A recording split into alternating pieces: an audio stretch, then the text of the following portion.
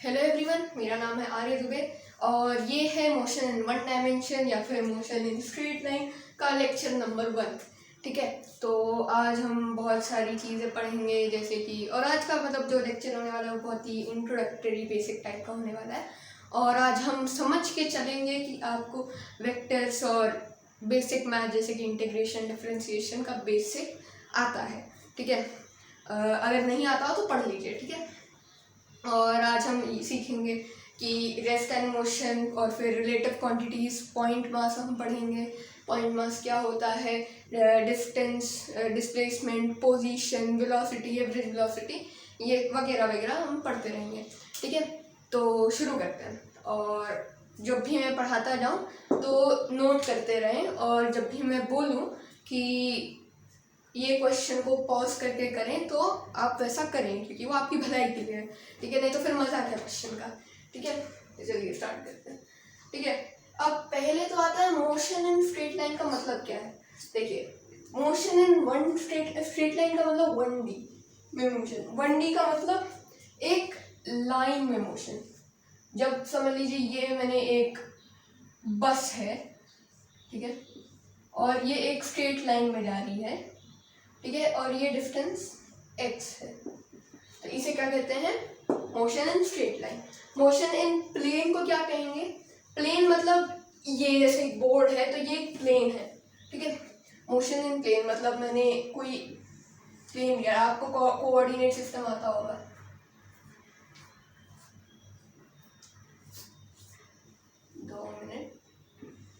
Coordinate system जिसमें x Y Z axis या फिर वेक्टर फॉर्म में आई कैप जे कैप के कैप। ठीक है, मैं यहाँ पे बना देता हूँ।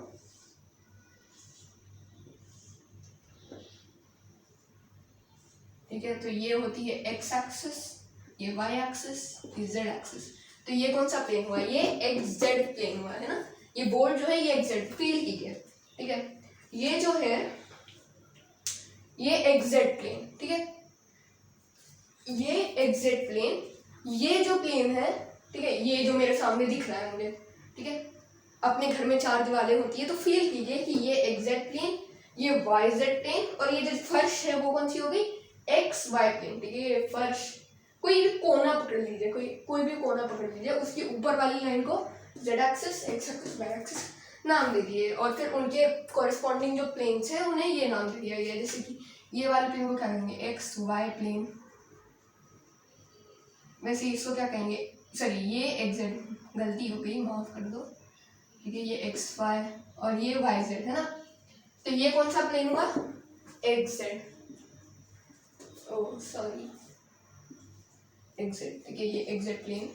ठीक है, अब इसमें मैं कोई पार्टिकल को ऐसे ऐसे ले जाता हूँ। अब देखो ना, कोई छिपकली है वो ऐसे दीवार में रेंगती है तो उसे क्या कहेंगे, 2D मोशन। ठीक है, और कोई अगर ट्रेन एक पट्टी में एकदम सीधी सीधी, वैसे सीधी सीधी पट्टी नहीं होती है लेकिन समझ लो सीधी सीधी है, तो उसे क्या कहेंगे, मोशन इन वन डायमेंशन। ठीक है, और जब मक्खी समझ लीजिए 3D में, अब 3D समझ लीजिए ये ब्लॉक, ठीक है,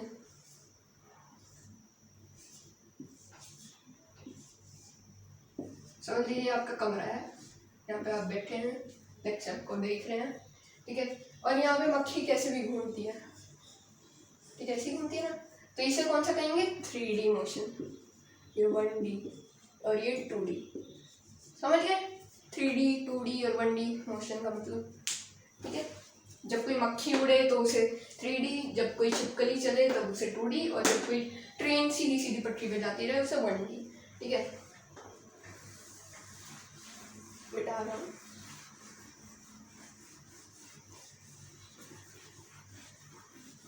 क्या है ना, बोर्ड में थोड़ा अच्छे से नहीं लगता।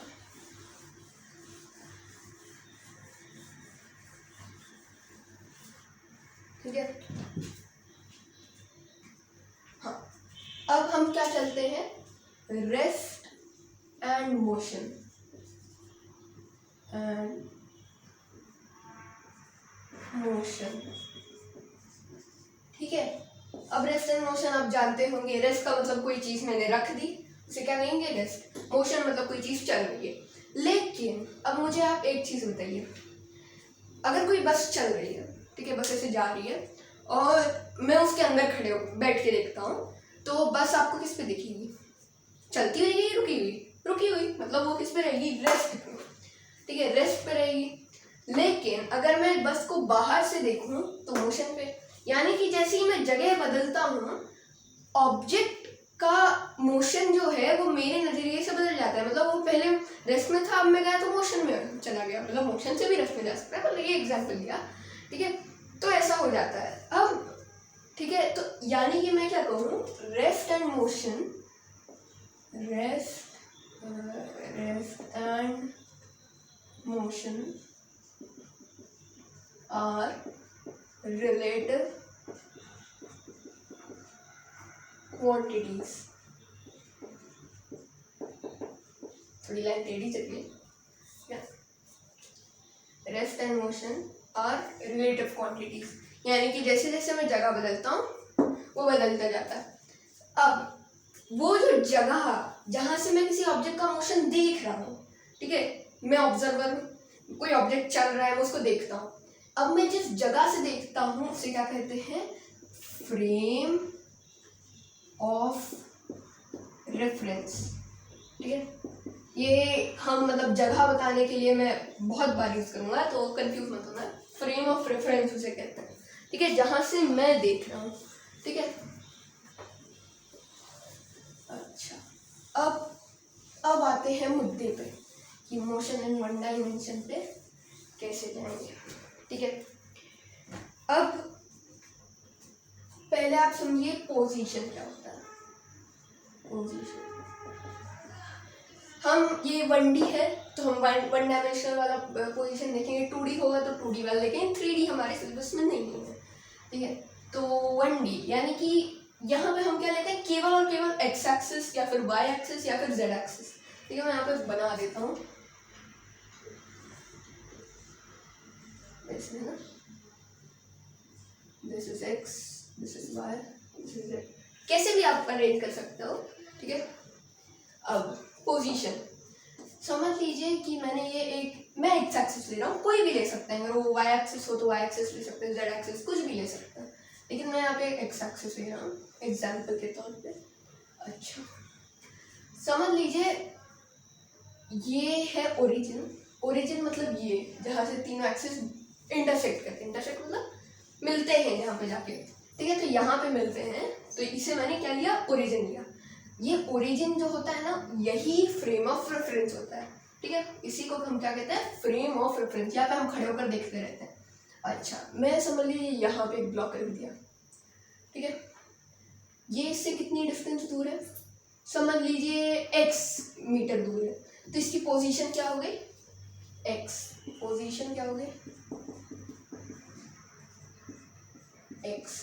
और एक और बात, position is a vector quantity, scalar नहीं होती, वेक्टर। अब मैं x को कैसे दिखाता हूँ? मतलब x कोऑर्डिनेट को कैसे लिखते हैं हम? आई कैप इसे लिखते हैं, y को j कैप लिखते हैं और z को k कैप लिखते हैं, है ना? तो यानी कि मैं पोजीशन को x ना लिख के, क्योंकि ये x एक्सिस में है, तो मैं इसे क्या लिखूँ? x आई कैप। ये x एक्सिस का पोजीशन बता रहा है। अगर समझिए कि मैं यहाँ पे रख दूँ, ठीक है, और यहाँ से ये -x की दूरी पर है, मतलब x की दूरी पर है, लेकिन ये कौन सा हो गया? Minus negative x axis. समझिए ये x एक्सिस, तो इसके पीछे ओरिजिन से पीछे वाली -x, नीचे वाली -z और ये वाली -y। ठीक है, तो ये -x, तो इसलिए ये -x, देखिए ऐसी लाइन, ये भी ऐसी लाइन है। ठीक है, तो इसे मैं क्या लिखूंगा? यहाँ का position p vector equals -x आई कैप। -x आई कैप नहीं, x पे माइनस नहीं है, ये एक्चुअली आई कैप पे माइनस है, माइनस ऑफ x। क्योंकि क्यों? ये -x पे, मतलब मुझे -x की जगह क्या वेक्टर फॉर्म मिल जाना चाहिए? माइनस आई कैप, इसलिए p vector equals x minus i cap. तो यानी कि मैं लिखूँ -x आई कैप। समझ गए? ये है पोजीशन, बहुत ही आसान है। ठीक है, अब आपको एक और चीज़ जानना ज़रूरी है कि पॉइंट ऑब्जेक्ट क्या होता है। पॉइंट ऑब्जेक्ट, पॉइंट ऑब्जेक्ट एक इमेजिनरी मतलब थ्योरेटिकल कॉन्सेप्ट है जो बनाया गया था कि मतलब ये सब चीज़ें आसानी से कर सके। पॉइंट ऑब्जेक्ट मतलब वो ऑब्जेक्ट जिसका मतलब मास हो, ठीक है, लेकिन उसका साइज एकदम एकदम एकदम छोटा, ये जो डॉट बनाया है ना उससे भी छोटा, एकदम एकदम एकदम एटम से भी छोटा, जितना आप इमेजिन नहीं कर सकते उतना छोटा, ठीक है, ऑब्जेक्ट ले लिया जिसका मास कंसिडरेबल है। लेकिन ऐसी चीज़ें दिखती नहीं, लेकिन हम क्या समझते हैं, कोई भी ऑब्जेक्ट है हम उसे पॉइंट मास में कन्वर्ट कर लेते हैं, ठीक है, मतलब कोई चीज़ है जैसे कि मैंने ब्लॉक है तो मैं उसे कैसे कंसिडर करूँगा, पॉइंट मास। लेकिन ये जो चीज़ें हैं ना ये केवल न्यूटन्स लॉज ऑफ मोशन, लेकिन फिर रोटेशनल मोशन में तो हम आगे का पढ़ेंगे, ठीक है। लेकिन अभी आप क्या समझेंगे कि मैं कोई भी ऑब्जेक्ट लेता हूँ तो एक पॉइंट मास रहेगा, भले मैं ऐसा बना दूँ कोई ऑब्जेक्ट या कोई अजीब सा बना दूँ, उसे आपको क्या समझना है, एक पॉइंट ऑब्जेक्ट जिसका अगर इसका मास बड़ा एम है, इसका मास छोटा एम है, तो इसका भी मास बड़ा एम होगा, इसका छोटा एम होगा, ठीक है। मास वही रखना है, बस एक बिंदु में सारा का सारा मास को कंसंट्रेट कर देना है, ठीक है। ये हो गई पॉइंट ऑब्जेक्ट और पोजीशन की बात, ठीक है।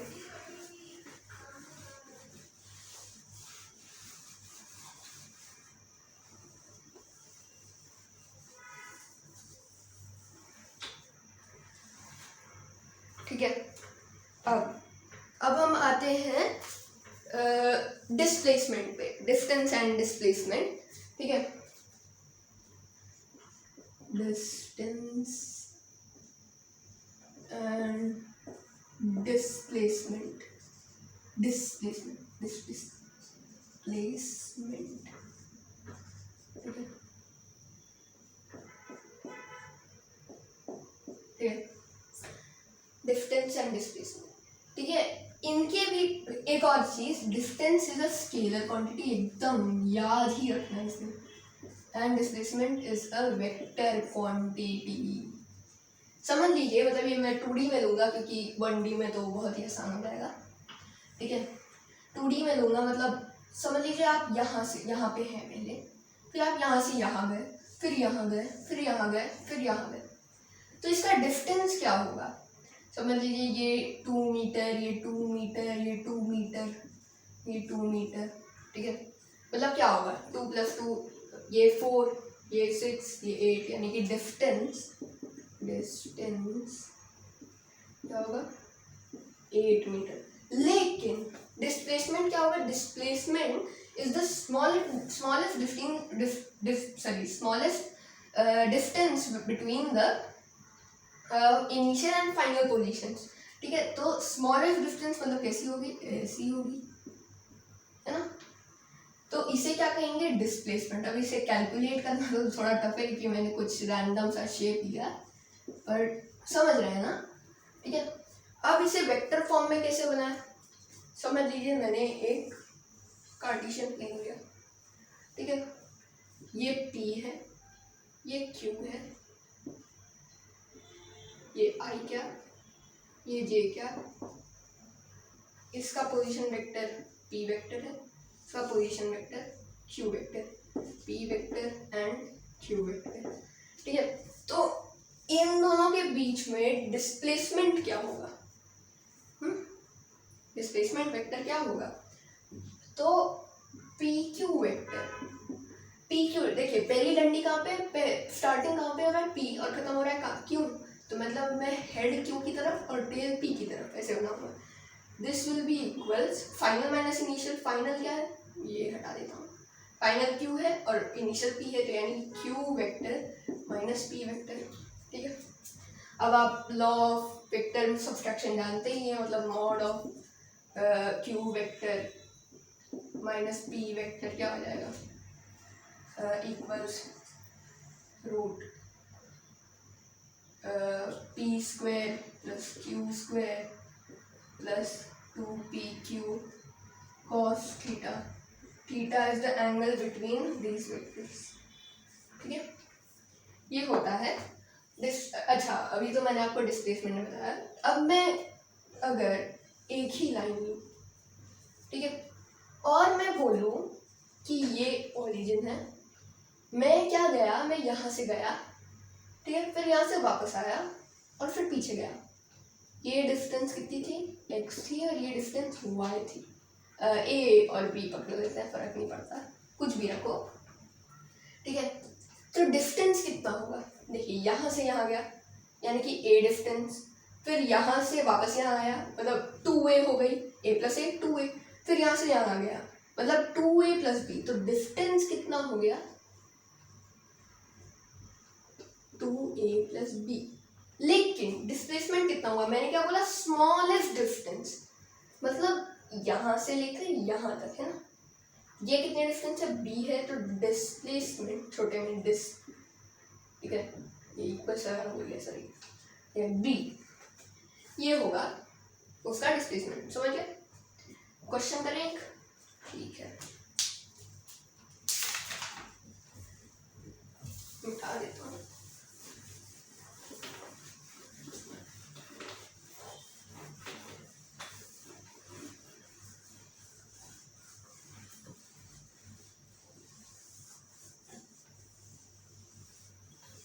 ठीक है, क्वेश्चन, ठीक है, समझ लीजिए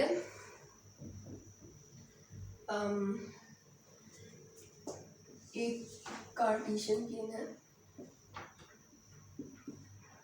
ये x ये y, ठीक है, ये p है, ये q है, p vector q vector, q vector का वेक्टर क्या है, समझ लीजिए ये है i cap plus 3j cap 2j cap, कर लेना, फर्क नहीं पड़ता, कुछ भी करो, ठीक है। और ये क्या है, समझ लीजिए इसे कर लेते हैं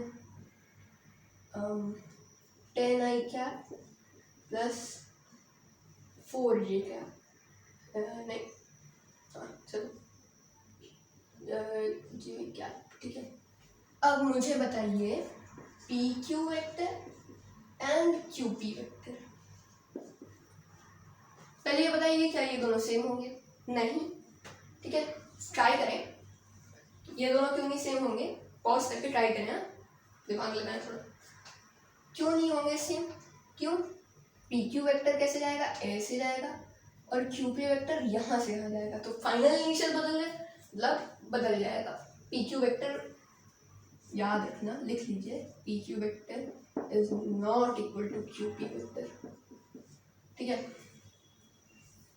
अच्छा चलिए, पी क्यू वेक्टर क्या हो जाएगा, q vector minus P vector, final minus initial, final q initial P, Q vector minus P vector, q vector क्या है, i cap plus 2j cap, i cap plus 2j cap minus 10i cap plus 4j cap, क्या हो जाएगा, मतलब आई cap को आई cap के साथ, जे cap को जे कैप के साथ, मतलब ये minus of 9i cap, right, 9i cap minus of 2j cap, yes, ये आ गया P Q vector. Q P vector final minus initial, यहाँ पे फाइनल पी रहेगा और इनिशियल क्यू रहेगा, मतलब मैं क्या करूँ, p vector minus q vector, p vector क्या है, 10i cap plus 4j cap, 10i cap plus 4j cap का माइनस लो, इसके साथ इसमें क्या घटा दो, i cap plus 2j cap, yes, i cap plus 2j cap. अब ठीक है, अब कॉरेस्पॉन्डिंग से सब्ट्रैक्ट कर दो, 10i कैप में माइनस आई कैप यानी 9i कैप, ठीक है, और 4j कैप में -2, माइनस का मल्टीप्लाई हो गया तो ये +2 था, तो -2j कैप हो गया, ठीक है, -2j कैप तो +2j कैप, ठीक है, j कैप, यस। अच्छा, आप एक चीज नोटिस कीजिए कि ये नेगेटिव, इसको मैं क्या लिख सकता हूँ, minus of 9i cap plus 2j cap, है ना, minus of 9i cap plus 2j cap, मतलब ये 9i cap plus 2j cap इसका जस्ट नेगेटिव है, नेगेटिव मतलब नेगेटिव मैग्नीट्यूड कभी नेगेटिव नहीं होता, क्या होता है, डायरेक्शन, मतलब ये क्या होगा, क्यू पी वेक्टर मतलब ऐसा जाएगा, देखिए ऐसा जाएगा, और P Q vector exactly opposite with equal magnitude, लिख लेता हूँ, ये क्या है, क्यू पी वेक्टर और ये पी क्यू वेक्टर, पी से क्यू जा रहा है तो पी क्यू वेक्टर, क्यू से पी जा रहा है तो क्यू पी वेक्टर, ठीक है। तो ये क्या आ गया, डिस्प्लेसमेंट वेक्टर बिटवीन दीज, ठीक है, बहुत आसान था। अच्छा अब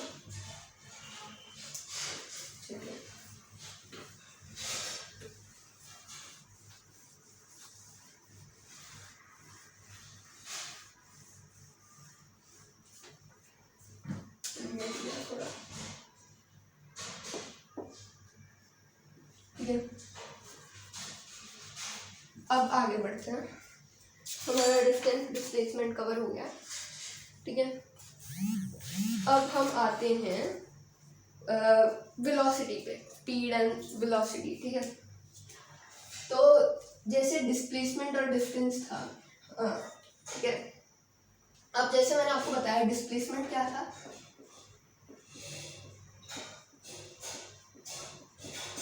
final position minus initial, P Q vector है, फिर Q vector minus P vector, final position minus, तो फाइनल पोजीशन को मैं कैसे लिखता हूँ, एक्स लिख देते हैं, X F minus X I, yes, X F minus X I. अच्छा, अगर मैं बोलूँ एकदम एकदम एकदम छोटी वाली डिस्प्लेसमेंट को हम एस से रिप्रेजेंट करते हैं, तो एकदम छोटी वाली मतलब डी एस, ठीक है,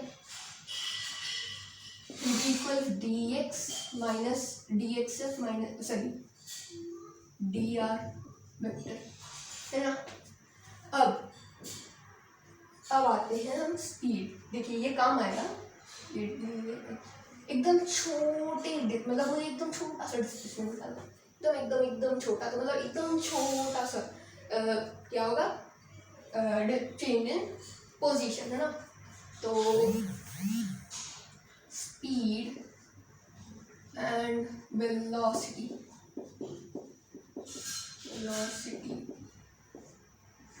ठीक है। इसमें दो टर्म आएंगे, एक इंस्टेंटेनियस एंड एक एवरेज। पहले स्पीड की बात करते हैं।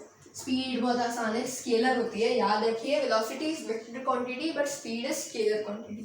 स्पीड जो आप देखिए गाड़ी चलाते वक्त जो ओडोमीटर, वो देखिए स्पीडोमीटर जो बताता है ना, वो स्पीड बताता है, वेलोसिटी नहीं बताता, वही स्पीड बताता है। तो स्पीड क्या होती है, displacement travelled per unit time, ठीक है।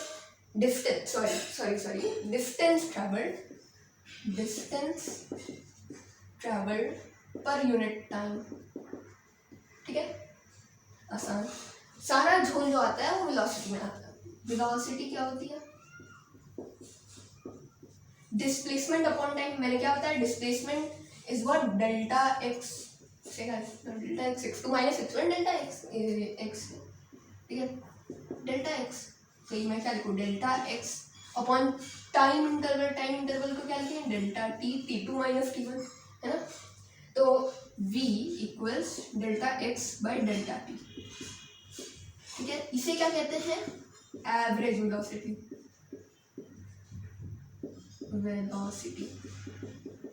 और अगर मैं बोलूँ कि एकदम एकदम एकदम मुझे इंस्टेंटेनियस, मतलब मैं बोलूँ कि मैं 2 घंटे पे 2 आवर्स पे मतलब 2 बजे 2:00 AM AM लिख रहा हूँ, AM सुबह के थोड़ी 9 बजे जाएंगे, ये 2 बजे मैं बाइक से निकला, ठीक है। अब मुझे पता लगानी है कि मेरी 2.00000000 ऐसे लगाते जाओ 1 PM पे कितनी वेलोसिटी होगी, मतलब उसी टाइम पे ना, उस वक्त मेरी कितनी वेलोसिटी थी।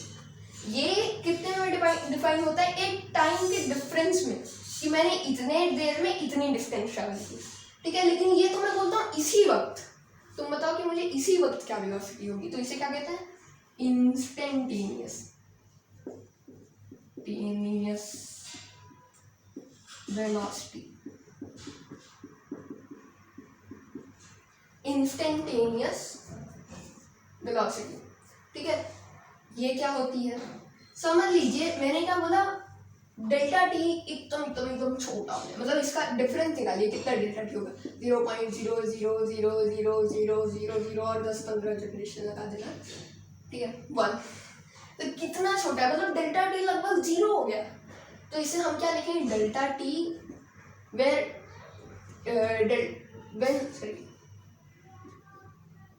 Limit where delta t tends to 0, delta t tends to be t, है ना, सॉरी डी टी माफी, ठीक है।